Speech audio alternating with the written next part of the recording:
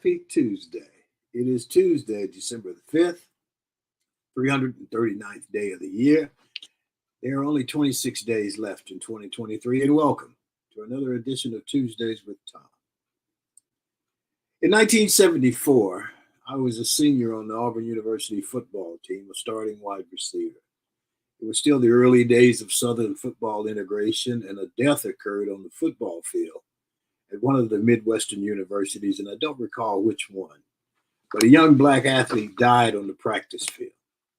It was discovered he had sickle cell disease. An alert went out from one of the authorities, maybe the NCAA or whomever, that all black athletes on the individual teams should be tested for sickle cell. At the time, there were 3 black athletes on the varsity football team at Auburn, myself, Mitzi Jackson, and Cedric McIntyre. We had to go to the university infirmary and be tested.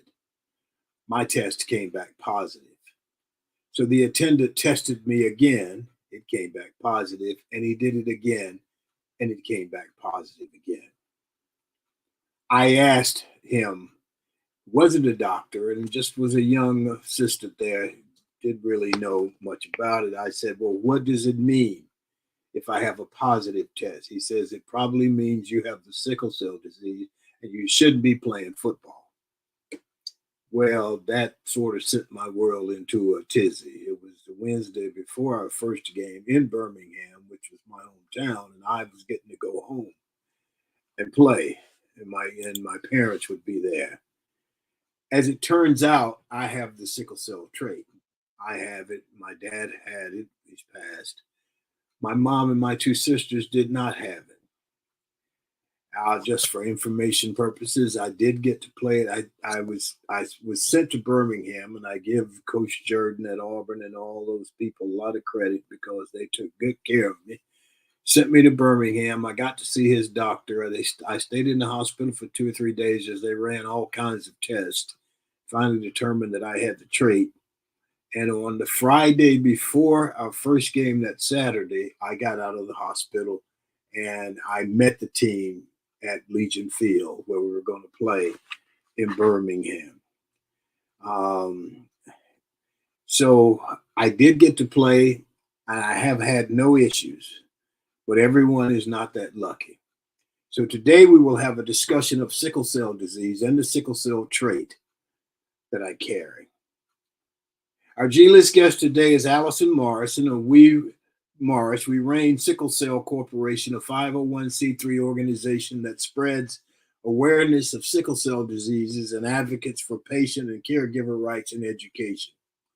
She has an 8-year-old daughter, and she has hemoglobin sickle cell disease that is in the hospital sometimes monthly for pain crisis. Something as common as RSV or the flu will put her in the emergency room, as this disease has so many complications that can be fatal if not treated urgently. People with sickle cell strive to live a full life with no limits, and Allison wants to share her story, their story rather, and how they are stepping up to help other people. We look forward to having that conversation with her. Our show today, of course, is sponsored by the Best Girl Consulting Firm, so let's hear from Best Girl. Best Girl is a consulting firm that provides customized leadership, access and inclusion, public relations, communications, and organizational consulting services. Clients include Fortune 500 companies, utilities, higher education institutions, small businesses, and associations. Best Girl's team of consultants, led by Joyce Gilly-Gossam, Emily Hedrick, and Sean Jones, partners with business and education clients to promote organizational effectiveness, communication, motivation, and leadership, with always an impact on the bottom line. Best Girl's customized consulting services include strategic planning, corporate communication, executive coaching, fundraising, and economic development. Best Girl customizes the solution that fits your needs. So let's get to our roundtable regulars, and let's get with Michael Walker and Barbara Wallace Edwards. Good morning, Barbara Wallace Edwards. How are you? Good morning, Thom. I'm doing well, other than this little sinus drainage and sinus condition I'm Just dealing going with. around in a circle here this morning. No, I know this stuff it's like this tickle in my throat that Let's I get can't Michael get rid on of. here and see if we can get him on here, and maybe one of them will show up. Yeah, I'm here. Good Okay, morning. We're having some difficulties, it seems. Can you hear me? Hello? Okay. Hello? It's going to be one of those mornings. Let's see. So while Sean is working on that, I'll talk a little bit about this weekend. We had some good football games on, some great football games, actually. And Georgia and Alabama, I think, is the one that everybody's interested in. Now, there's a lot of fussing about the tournament, I call it.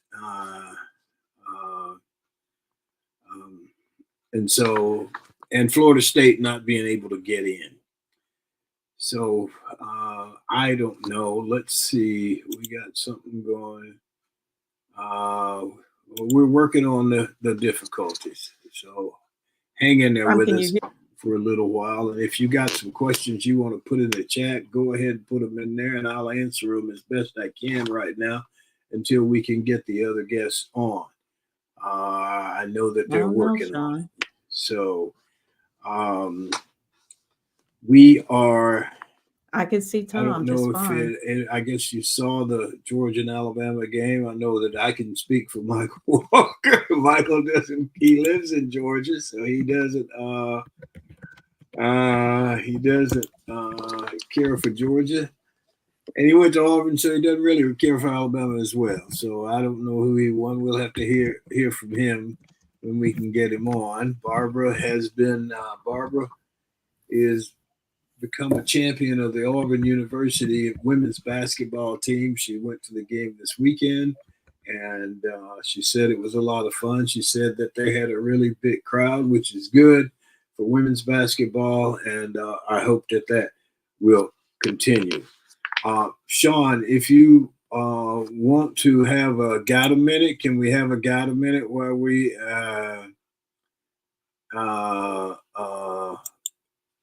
while we're working on it? That would be good as well. So, as I said, Allison Morris is our G-list guest. She runs a business called We Reign Sickle Cell Corporation, and she will be with us this morning. I hope she will be with us this morning, as we're having some trouble here getting some stuff up. Sean, can you put the got a minute up? Can't get that up either as well. Good morning to everyone joining in with us. My name is Shantia Jones, such as this, and this is Got a Minute. Wow, it's December, the last month in 2023, and looking back through the year, I honestly can't begin to tell you where the year went. Seasons have changed, life has changed, and let's face it, sometimes change is hard. So, here are 5 ways to make change a little less painful. 1, shifting our mindset. 2, increasing our understanding. 3, clarify and reinforce. I'm going to go out, people, and come back in 4, and see if this will help solve the control. issue. So I'll be right back with you. 5, hold on a second. Give support. Enhance your awesome skills. Work on your current habits of your mind to approach change in a more neutral, open way, and therefore to be better, to be able to navigate all the changes that will arrive in this new era. Thank you all for joining in. My name is Shantia Jones, and this has Got a Minute.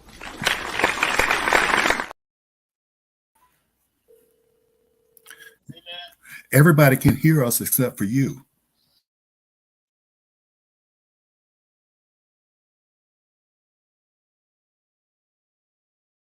Good morning, everyone. We're still waiting on Thom and Michael to join us. I'm hoping you all can hear me just fine.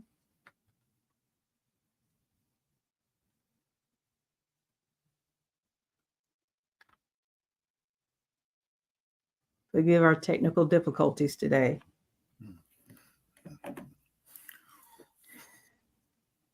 So, Michael, what did you think about the Georgia-Alabama game on Saturday? Well, it was an interesting game. I thought that Yes. it was a well-played game, to be honest with you. Right. They're obviously two of the best teams in the country. I thought that it was interesting the way it started off. Georgia went right down the field as if they were not going to have any problem, as they say, like a hot knife through butter. They went Right. down the field. And Yes. then Nick Saban and company made some adjustments, and then that kind of changed and shifted. And Alabama got back into the game, and then they took a lead. Right. It looked like Alabama was going to run away with it, but it went back and forth. I thought it was an excellent game, to be honest with you.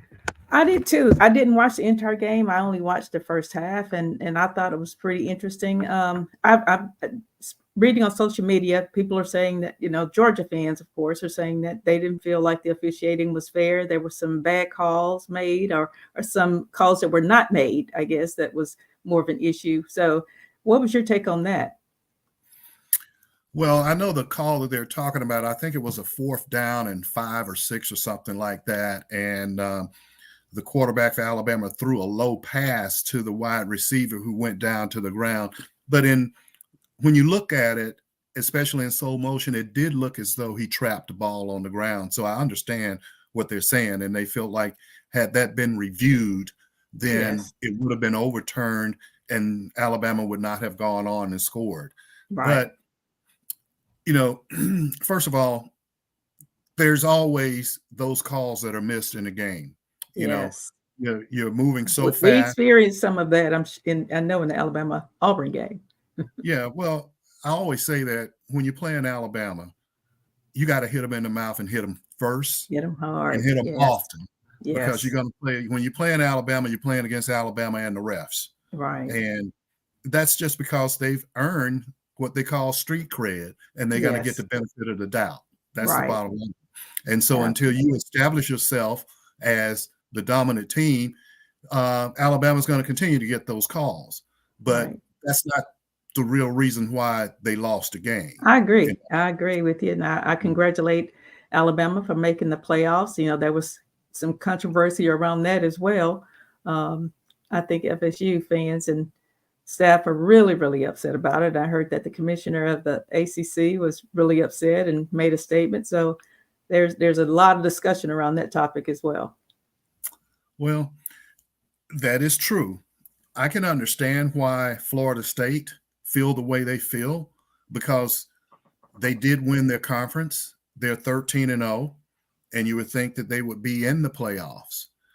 But there's a lot of criteria that goes with that. That's just one of the criteria. Yes. One of the other ones is, who are the 4 best teams at this moment to be in the playoffs? People feel like because Florida State is on that 3rd string quarterback, that they're not as good as they were in the beginning of the year or when they had their starter. Right. By the way, and a little known fact, their 3rd string quarterback name is Brock Glenn, but his official name is Auburn Brock Glenn. That's right. He grew up an Auburn fan, right? Yes, that's exactly. So, but I think that the other thing is they feel like Alabama shouldn't be in there, and it should have been Florida State instead of Alabama. They say Texas should be there because they beat Alabama in September in Tuscaloosa. I get all that, but another criteria is the strength of schedule. Right. And when you look at the strength of schedule between Florida State and even Texas, for that matter, Alabama has a much stronger resume. The fact that they beat the number 1 team, Georgia, who had won 29 straight, they beat them. They beat Ole Miss, which was a top 10 team. They beat LSU, which was in and out of the top 10. Then that game with Auburn in the Iron Bowl.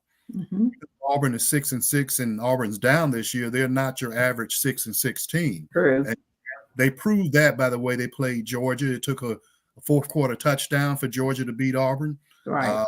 Ole Miss, same thing. And Alabama had to have a miracle play. So from all of that, I understand why they are where they are. Absolutely. Thom, are you back with us? I can hear you and I can see you, so Oh, I'm good. assuming so, but I could hear you and see you the first time. Oh, So okay. I assume we are. Okay. Sean would tell me if we're not.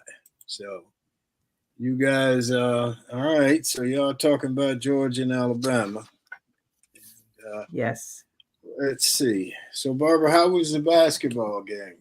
Thom, the basketball game was great. Auburn played UAB at Bartow Arena here in Birmingham, and we had a big crowd of Auburn alumni and fans and friends there. And I think we maybe even outnumbered the UAB fans at that game. We were loud and proud of our Auburn Tigers. The ladies played a great game. They actually won by 10 points, and I think it could have been even more. But it was. We had a wonderful time. Great outcome. I want to thank all of the Auburn alums and fans who purchased group tickets to attend that game. But we had a good time. Good. Yes. Good. Yeah. Michael, you got anything for us this morning? Yeah, I have a couple things I like to share with a couple hit notes, quick hitters, and then there's a little bit of a story about a little karma.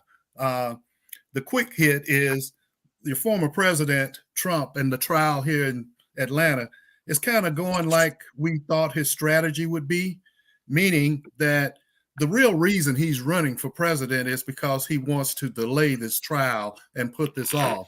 He came out on the news this past week that his trial probably wouldn't take place until maybe around election time or afterwards, and they do not want to interfere with the election. So if he continues as he is as the nominee and ends up being elected president, the trial will be put off until after he leaves the White House, which was his main goal in the first place. And that came out this week in Atlanta, unfortunately. Wow. That's just one of the trials, right? He's got Yeah, three that's more. just one of right? them. That's just one of them. Yeah, yeah. But that was his strategy all along. You know, you and I talked about it, Thom, and I said that's why he's running. So that's interesting. Another quick hit is I think if I could run for president and avoid going to jail, I'd run too. Run too. That's right. That's the thing to do. Yeah. Hey, you can't Wow. And spew a whole lot of lies. Yeah, exactly. Add that to it. I gotta, this is something I find kind of funny and ironic. The former coach, they always say disgraced coach Brian Harsin at Auburn. He's always going on X, formerly known as Twitter, and poking fun at the Auburn fan base, and they keep responding. To me, they're taking a bait. I would be like, just forget this guy. Okay, Exactly. move on. But he just recently came out and said, just in time for Christmas, portal shopping has officially begun. May the biggest spenders enjoy the happiest of holidays. And, oh, wow. He was infamous for not recruiting and getting players and even going to see players. And that just set the Auburn fans off. And it's so funny that how they respond to everything he says. And one Auburn fan responded and said, and I thought it was pretty funny, he said, I cannot believe Alan Green gave this dude a job on purpose. Well, yeah, I saw where Alan Green got hired at Tennessee. Yes. Yeah, imagine that. Yes. Yes. Yeah. Is Harsin coaching anywhere now? No, Not but yet. He's been considered, isn't he, for a job? Here's the real deal. He's being considered for the coach of New Mexico, which could be on Auburn's schedule next year. That's interesting. So it keeps going. Yes, it does. Yeah. The one thing I want to talk about is karma. We all hear about karma, and they say karma comes back, and karma is the B word and stuff.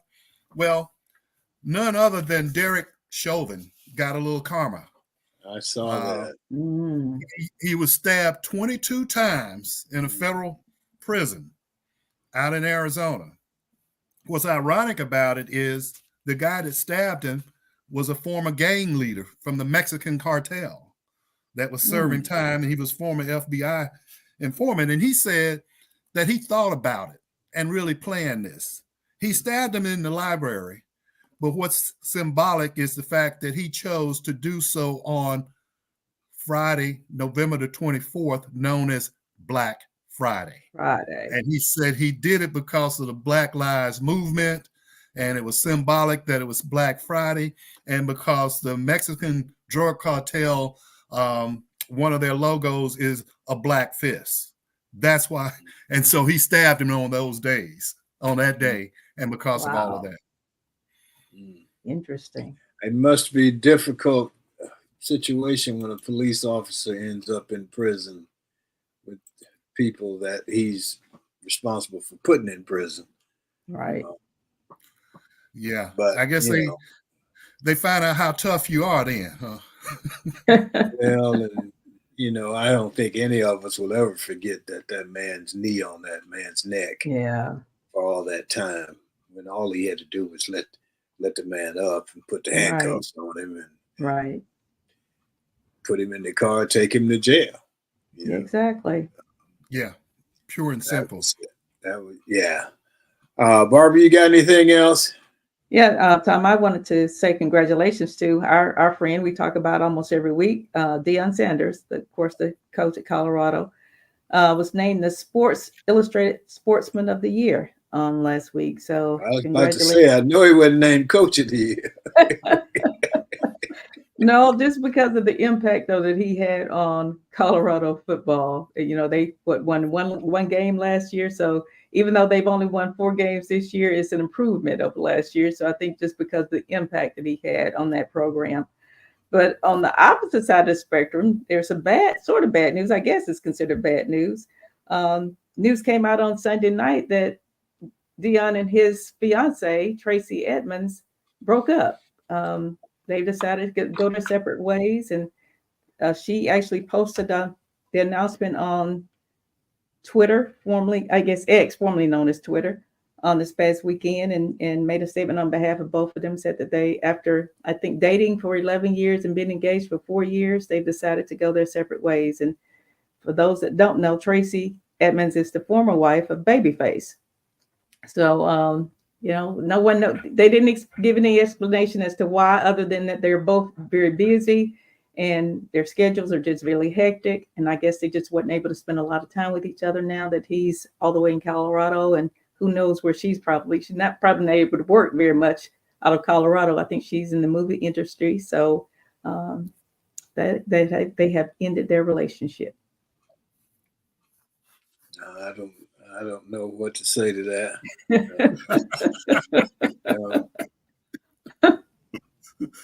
Welcome to the world. Welcome to the regular world, huh? Your boy Kelsey, isn't it? Yes. Again, I said that's about like Taylor Swift and Kelsey from the Chiefs. Yeah. Yes. Yeah. Yes. Well, who really cares? Well, that's what I agree with that. The joke going around saying that Deion told his girlfriend to hit the transfer portal like he did those players at Colorado. So that's the joke going on around on social media now. So, how many players has Auburn got in the portal? Do we know? I think maybe 3 or 4 right now. Yeah, it's not a lot, but yeah, I think at least 3. I saw, I think, have entered the portal. What year is Peyton Thorne? Well, I think he's going to be a 5th-year senior next year, I think. Right. There's been some discrepancy about his eligibility.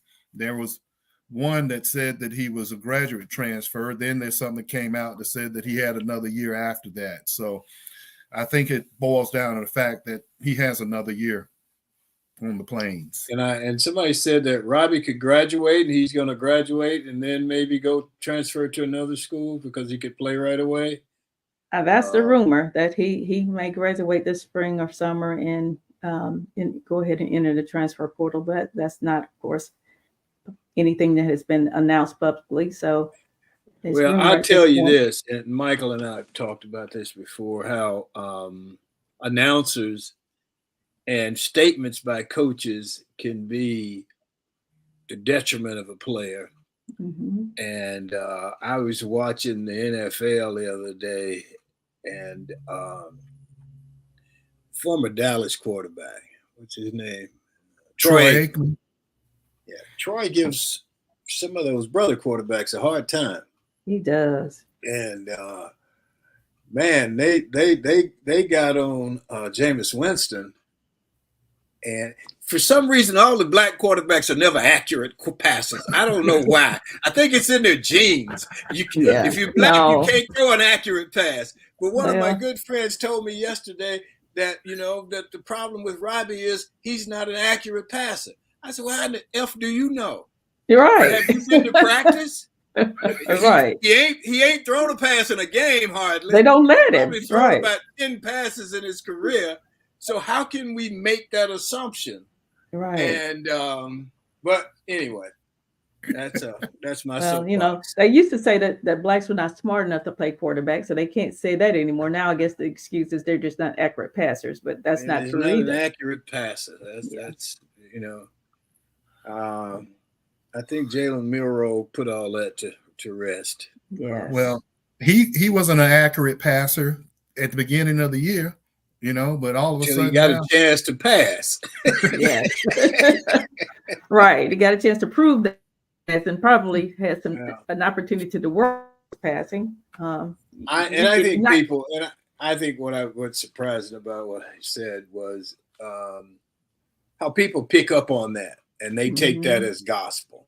Right. Well, he's not an accurate passer.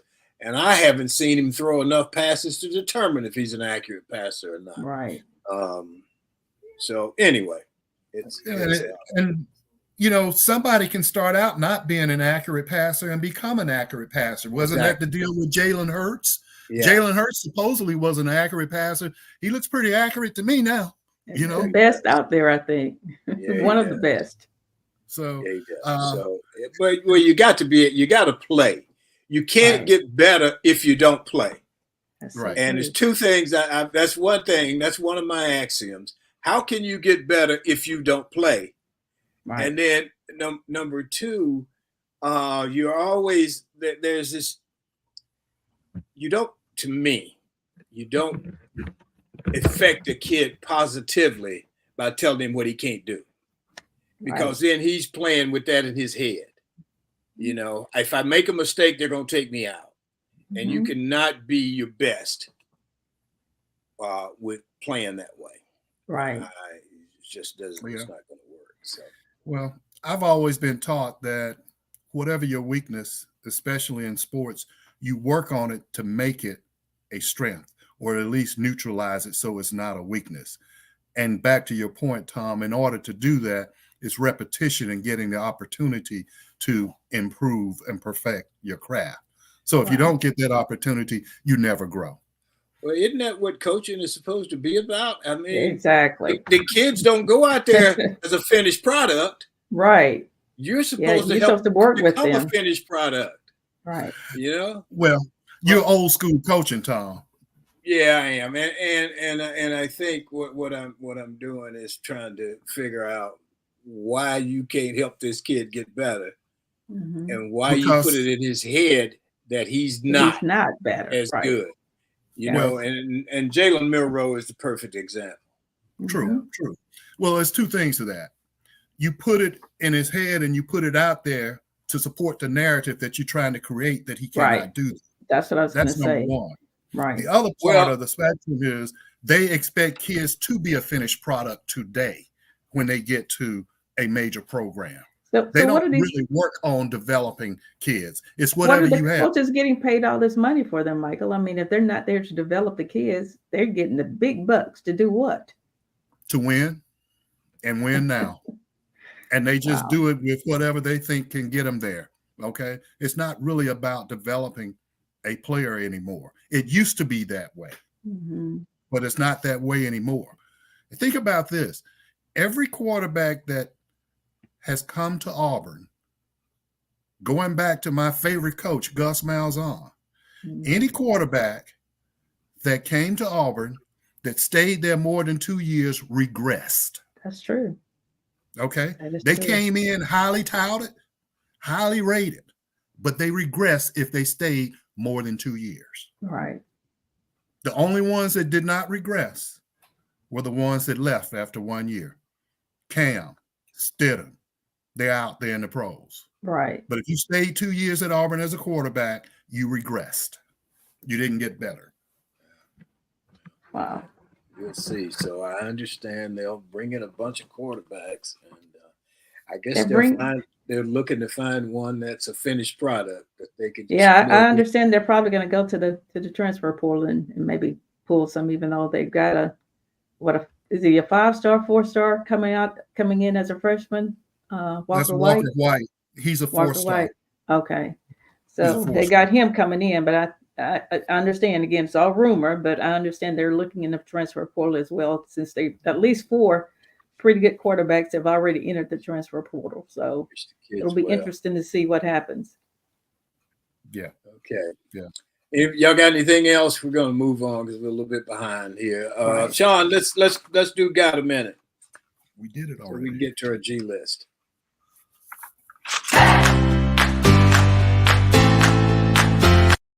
Good morning to everyone joining in with us. My name is Shantia Jones, and this is Got a Minute. Wow, it's December, the last month in 2023, and looking back through the year, I honestly can't begin to tell you where the year went. Seasons have changed, life has changed, and let's face it, sometimes change is hard. So, here are 5 ways to make change a little less painful. 1, shifting our mindset. 2, increasing our understanding. 3, clarify and reinforce our priorities. 4, give control. 5, give support. Enhance your awesome skills. Work on your current habits of your mind to approach change in a more neutral, open way, and therefore to be able to navigate all the changes that will arrive in this new era. Thank you all for joining in. My name is Shantia Jones, and this has Got a Minute. All right. Thank you, Sean. Thank you. So let's go to our G list. Hollywood's got the A list, and here on Tuesdays with Thom, we have the G list. Our G list guest today is Allison Morris. She is the CEO of We Reign Sickle Cell Corporation. The purpose of that corporation is to increase awareness of sickle cell disease, provide a network for sickle cell clients, and to develop a system of transitional services that will assist adolescents living with sickle cell disease. Good morning, Allison Morris. How are you? Good morning. Good morning. How are you? How are y'all? Oh, we're spinning around in a circle again. I know. I'm getting dizzy. It's okay. Oh, man. Let's try it again. It ain't working. Allison, can you hear me? I hear everyone just fine. Okay, good.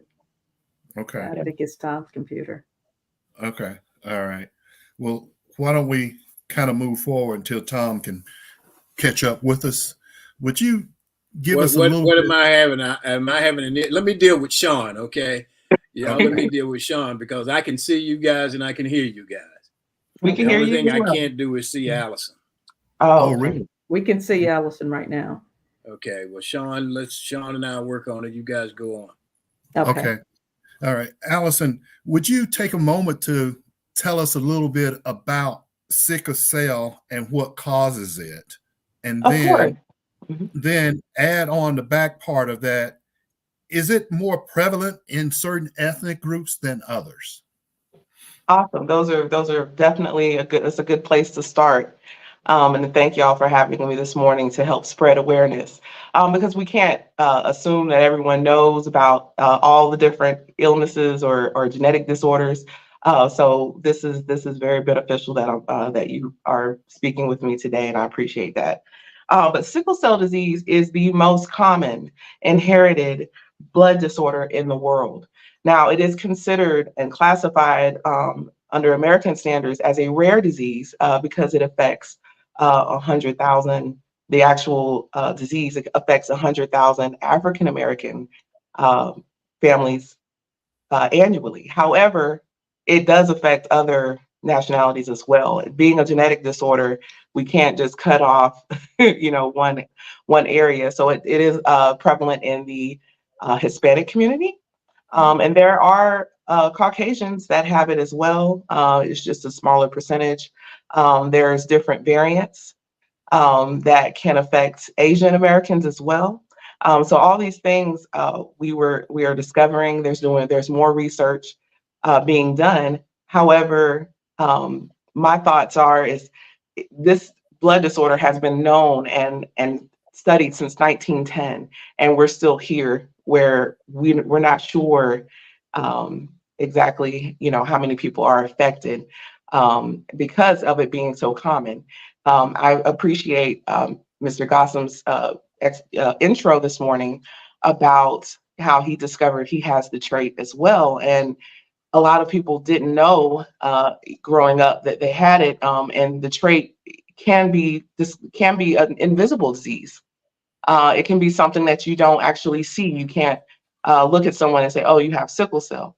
And so it's mainly the pain crisis that can occur.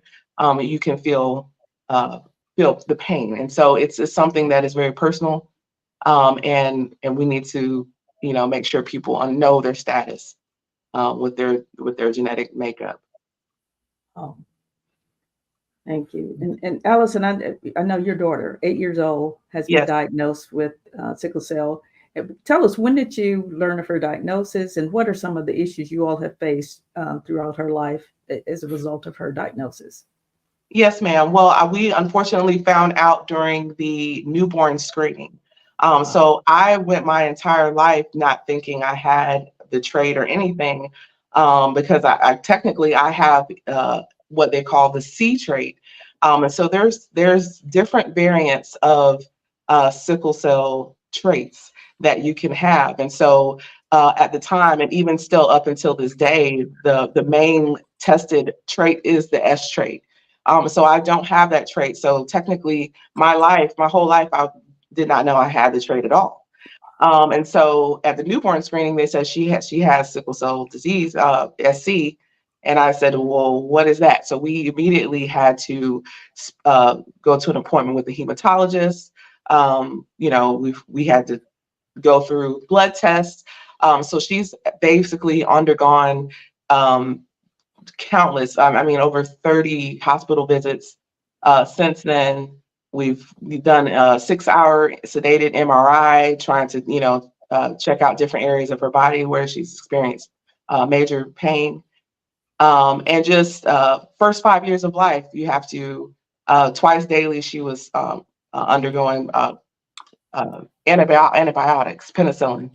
Wow. And so those things, you go from, oh, well, they have something that's milder than sickle cell disorder to full blown, hey, you have to do this and you have to look for this and you have to make sure that she doesn't get overheated and you have to make sure she doesn't get too cold. So it was very stressful time trying to manage these things. But we're making it through, and that's where We Reign was birthed actually this year in February, because of the educational value in this area and abroad. We need to come together and educate each other.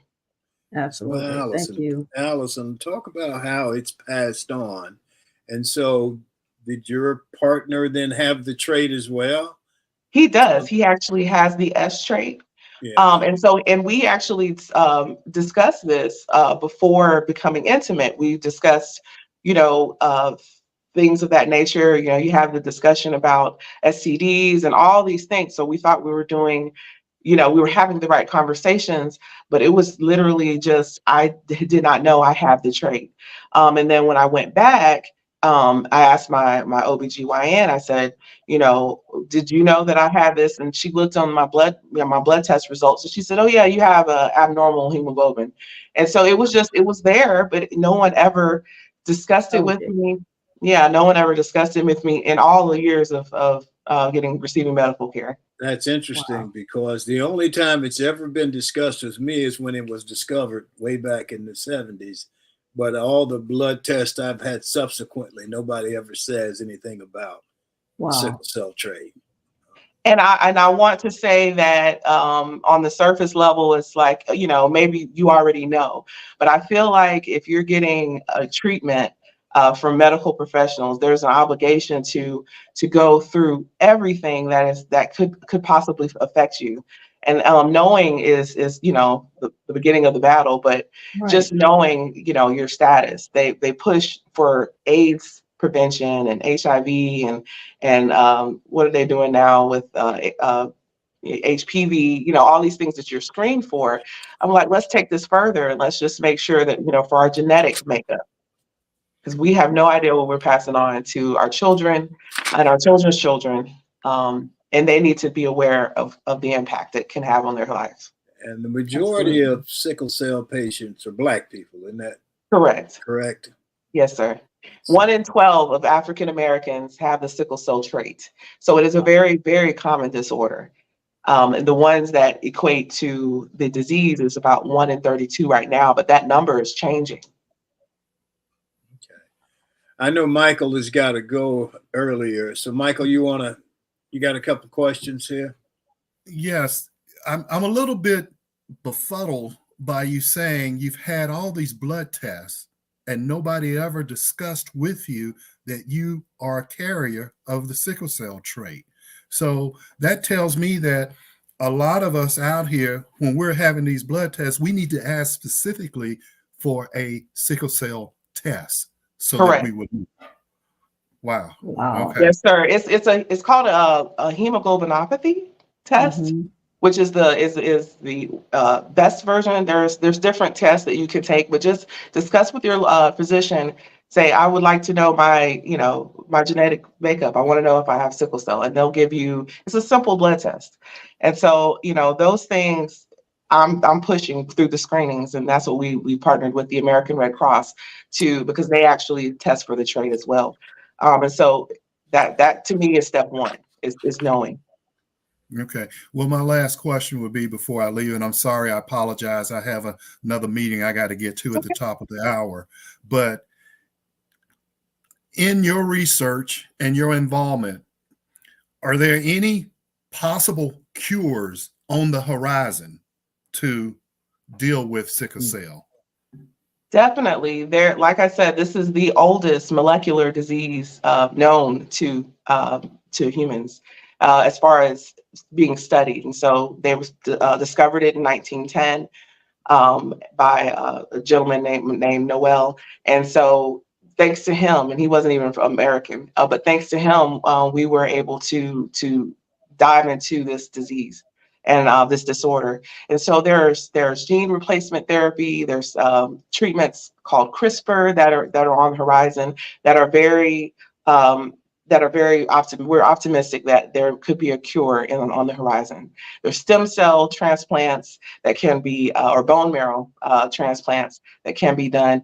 However, with all of those things, there are definitely risks and complications. There haven't been tons of studies done, trials done for the people who have received those treatments. So long term, it's still being studied. But I believe that God makes everything come full circle. So I believe that this disease will be eradicated, or it will be revealed as to why this is even something that exists. Because there is back to the original question: is there was no known cause for this disorder?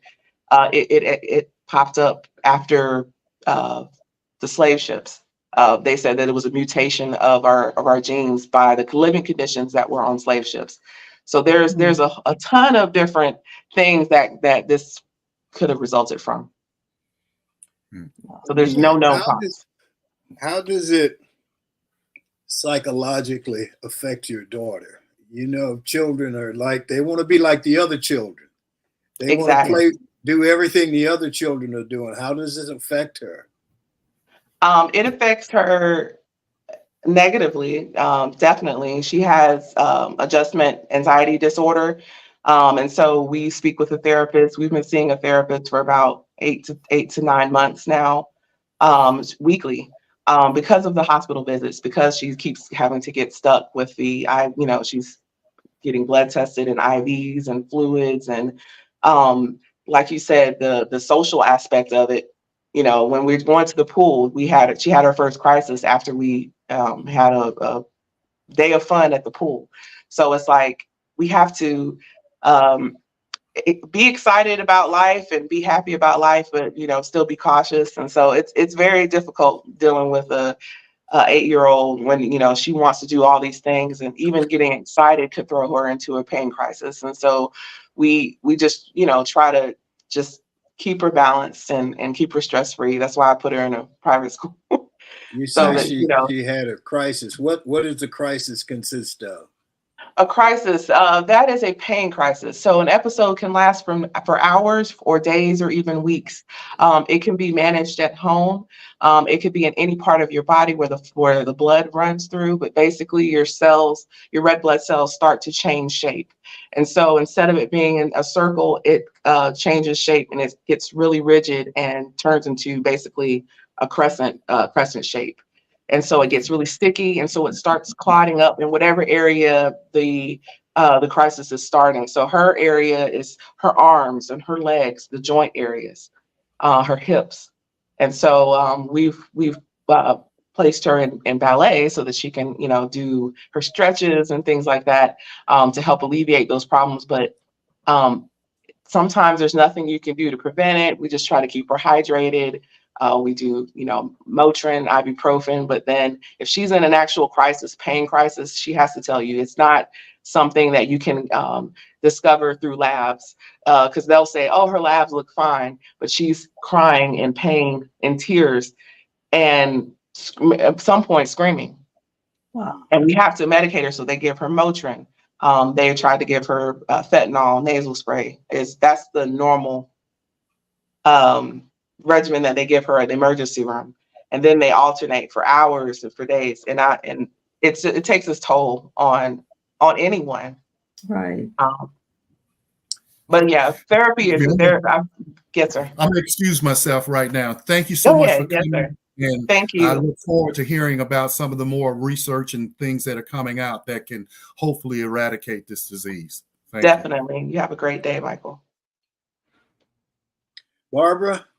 Yes. Allison, tell us a little bit more about your corporation, the We Reign Sickle Cell Corporation. What all do you do?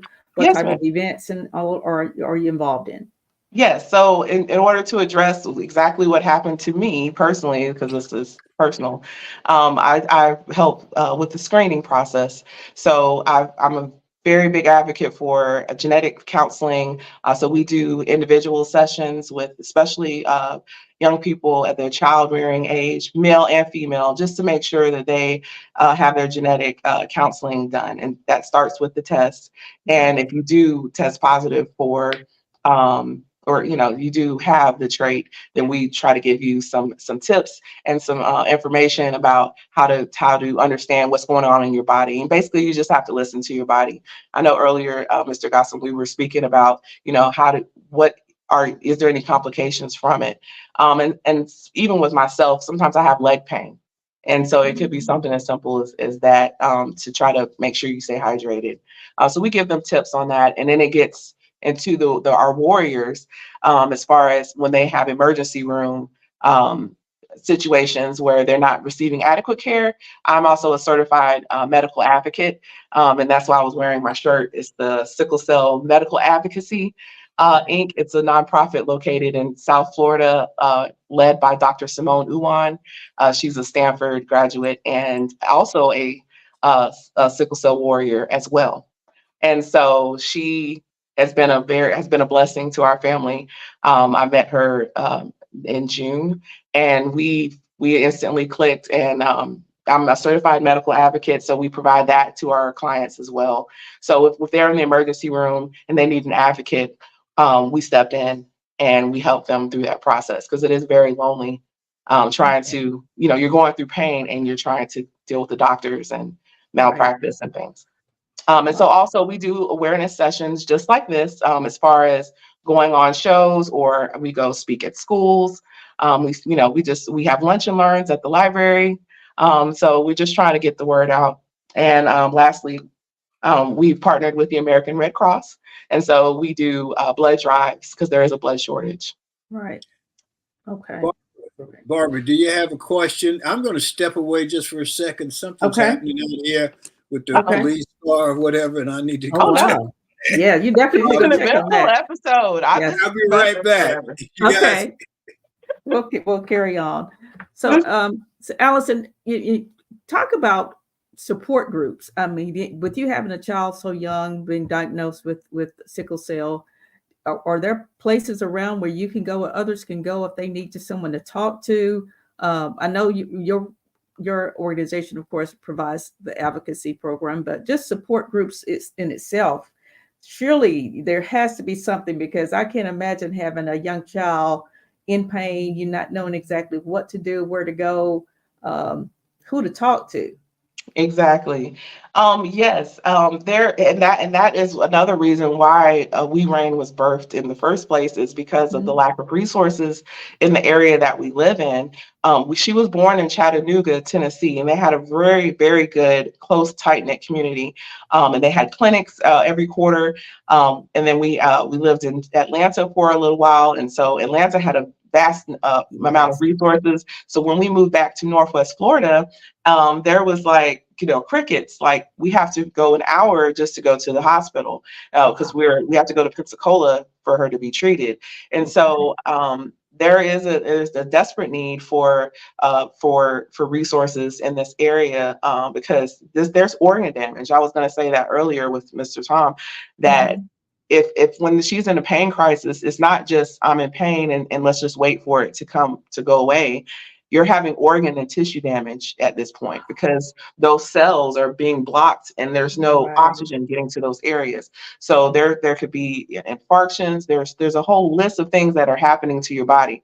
And so the longer that it takes for us to get to the hospital, the longer and more damage is being done to her body in the long run. And so we have a network we can access virtually at this point because, like I said, it's really hard to travel under these conditions, and with COVID and with even the flu or a common cold. So we do have a list of resources. I'll share those with you that we use for virtual support groups. And I just spoke at a caregiver summit for caregivers. We did a wellness activity. It was in November. And I spoke to caregivers, and it was an international virtual conference. And it was very, very fulfilling because we got to meet caregivers from all over. And so we all need to support each other. And so definitely just check out our website. We're at www.werainscc, that's sicklecellcorporation.com. And we have our contact information there. But I've had meetings with Pfizer. We've had, we're hitting the ground running. Basically. Yes, and it's your organization, or you're of course a nonprofit. How are you funded? Do you receive funding from the public, or you ask for donations? And how can people, if they want to support your organization, how can they reach out to you? Yes, ma'am. As I said, we can go on the website, the www.werainscc.com, and make a donation. There's 3 tiers that you can make a donation to. You can support our quarterly neighborhood awareness sessions that we do in a community. And then we have our wrap sessions, which is more towards our individuals. And then we have our screenings. And so either 3 or all 3 of those are available to be donated to. So we are public funded, but we do support other organizations. And so we've received food donations from Publix. We are very grateful to Publix for this past Thanksgiving. They helped donate food for our families, and we went out and did our little delivery runs. So we were delivering turkeys this year. I felt like Nino Brown. So that's giving out turkeys on a small scale. Yeah, but every scale helps out. That's great. Yes, ma'am. And so we want to reach out to the NAACP. They're aware of our existence, and we want to do a health fair eventually. The fraternity, sororities, we want everyone to come together because this is something that affects our people. And like I said, we need to understand that there's not just just sickle cell. There's 100+ variants that, when together, they interact, and it could create an environment where you have adverse reactions. And so I want to make sure that we're prepared for that, because I know I wasn't prepared, but now we're going to get everyone on the same page. Yes, yes, that's So, great. are there particular as you've been dealing with this for over the years, have you discovered that some doctors are better prepared to do with this? Because I've gone and gotten 100 blood tests since I was first diagnosed, and nobody has ever said anything about a sickle cell trait. So They won't. Okay, go ahead. I think, like I said, I think it's the nature of the medical professionals, especially even when they're in school, when they're in medical school. I think the section regarding hemoglobinopathies or abnormal, abnormalities in your red blood cells, I think that section may be 30 minutes long, out of your, whole 8 years. So it's like they touch on that, and so they don't actually see the magnitude of how common it is. It is a rare disease, but the trait itself is very common, and so people need to know about it. And like I said, as much as we want to, we want to think that they have our best interests at heart, and they may do. We still have to manage our own health and make sure we ask the questions ourselves. Thank you very much. Yes, we sir. appreciate that. Yes. Let's give Allison, is there anything you want to talk about that we haven't discussed? I have a paint and sip and karaoke event coming on at Painting with a Twist on December 29th in Fort Walton Beach. So, we have, that'll help everybody, kind of bring the year, to a close with fellowship and artistic direction in a safe environment. So that information will be posted on our website. And so, just keep hope alive. I want to hopefully come back next year at some point and invite you to our bowl-a-thon we're having in September. So that's going to be a lot of fun. I want Best Girl Inc. to be there. That would be fine. You let us know. We'll be there. Somebody Yes, will be sir. there. Yes, sir. Well, Thank you so much for having very me. much. We appreciate you. So let's give Allison a hand, please.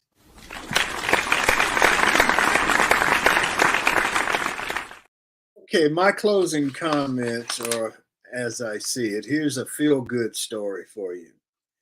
The New York Knickerbockers basketball team, professional basketball team in New York, has a center named Mitchell Robinson. He did not have much of an impact on the basketball court during his first couple of years of his high school career, and it wasn't until Robinson transferred to Chalmette High School in Louisiana that he began to showcase his talent. Butch Stockton was Robinson's coach at Chalmette, and it appears the pair have maintained a friendship over the years. On Thursday, or this past Thursday or two, Robinson learned that Stockton's wife, his former coach, his wife died in September after 31 years of marriage. Robinson decided to make a heartwarming gesture. He invited his former coach to move in with him in New York so he would not have to be alone as he went through the grieving process. Stockton recalled the moment that Robinson called him up and invited him to come live with him. He said, "Coach, there's no reason for you to stay in Louisiana anymore. You come to New York with me and enjoy yourself. Get your mind back straight because you know how much you loved your wife." He said, I loved your wife. Robinson and Stockton have become better friends. They bond by watching movies, and the high school basketball coach even watches the NBA star's dogs when he's away on a road trip. Robinson expressed gratitude for Stockton's guidance when he was in high school and said he was more than happy to help during his old coach's time of need. According to his bio published on Chalmette High School's website, Stockton's coaching career spanned more than 4 decades. He's also a member of the St. Bernard Sports Hall of Fame. He's a great guy, He helped me get to where I am, Robinson said. So it works out for the best. I can help him out like he helped me. He looked out for me. He helped me get to where I am. I feel like so it's the least I can do. He says, it's been cool. Robertson has gotten off to a strong start this season. He leads the entire league in offensive rebounds at averaging 11.1 rebounds a game, 6.2 points a game. And it just kind of shows you the kind of relationship you can have with a good coach. A good coach can mean a lot to a young man and his future. And that's how I see it on this 5th day of December in the year 2023. That's our show for today. Thank the audience. We appreciate you. Thank the G-List guests. Thank our sponsor, Best Girl Inc. Want to say thanks again to the TWT team, Barbara, Sean, Emily, Michael, and Joyce. Want to say we apologize for the difficulties this morning, but after 160 some odd shows, you're bound to have some difficulties from time to time. So thank you for bearing with us. Remember, a day without a smile is a day wasted. If you've got an extra smile, give one to somebody else who needs it. Enjoy yourself. Make every day count. Stay safe. Peace.